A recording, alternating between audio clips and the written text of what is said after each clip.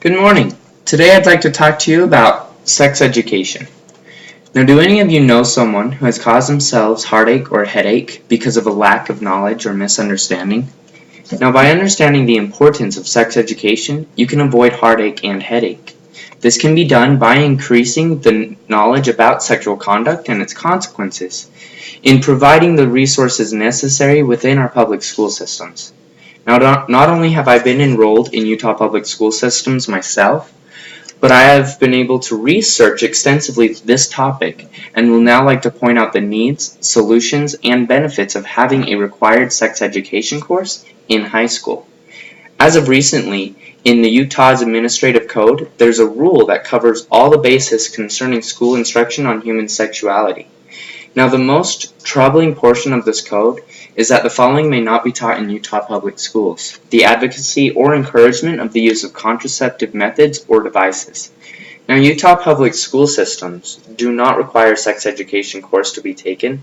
Instead, they teach abstinence only in a very minimal section of the required health course. Now, this brings ignorance. Ignorance brings heartache. While it is strongly encouraged not to have multiple sexual partners and to be careful with disease during sexual conduct, knowing what sex is, how it works, and what comes of it, because of it, would solve a lot of problems such as abortion, child abuse, and neglect, to name just a few.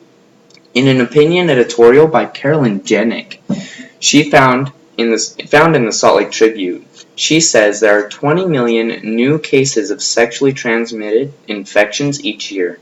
Now, young adults between the ages of 15 to 24 make up nearly 50% of them, and yet Utah's state health curriculum does not require teachers to cover condom use in their classes. Therefore, safe sex with contraceptives, such as birth control, barriers, and sterilization, should be advocated and taught so that there can be less mistakes, better understanding, and less heartache. The overall need is to have this knowledge available and taught on these important issues such as sex education and its consequences, whether they be good or bad. See, and now that we know the need, here's what I have proposed we can do to satisfy it. To satisfy this need, I've come up with a solution of the problem of ignorance. I propose that the state of Utah should have the sex education course be required, as well as having it taught to its fullest while still advocating abstinence. We as a state need to quit teaching abstinence only. Yes, abstinence is a great and possibly the best route, but not everyone has the same ideal of sexual conduct. This lack of education lasts past high school and even to college and your future life. Now, there are many myths, misunderstandings, and beliefs out there about sexual conduct and conception. We have a responsibility as a society to find the facts and teach the correct principles. And the more knowledge you have on a subject, the better you can recognize the consequences. Therefore, if we stress so much about education, let's educate in the right way and make decisions and follow through with those correct decisions we have previously made. Now, this brings uneducated choices if we don't have the correct knowledge. There are many consequences of being uneducated, such as birth at a young age when you aren't ready, being a single parent, having uneducated parenting styles, and many more scenarios. However, even if Utah makes sex education a required course, there will still be mistakes made and heartache felt. But wouldn't we as a society feel better knowing that we have instructed our youth to the best of their ability, and that their mistakes aren't going to be because of our neglect? Now that we've given you the solution, I want to visualize what I mean. The benefits of knowledge on the human sexuality increases responsibility. Now, as of today, there are 23 states that have rejected the Title V abstinence-only funding, which means that more than half, than 27 of these states in the nation, teach only abstinence. That's a lot of uneducated students in high school who need to make educated decisions not only about their life, but about their bodies and their futures. Now, I'm sure many of you have been in high schools or are currently in high school with those of your classmates who are pregnant. Pregnancy and birth are significant contributors to high school dropout rates among girls. Now, only about 50% of teen mothers receive a high school diploma by age 22, whereas about approximately 90% of women who do not give birth during adolescence graduate from high school. Now, as we see here in this graph from the America Health Ratings in 2016, we see that there are only 19.4 births per 1,000 females from ages 15 to 19. Now, this graph can be a little misleading. This graph shows a decline, which is due to an increase in state policies in supporting families, family planning, and education.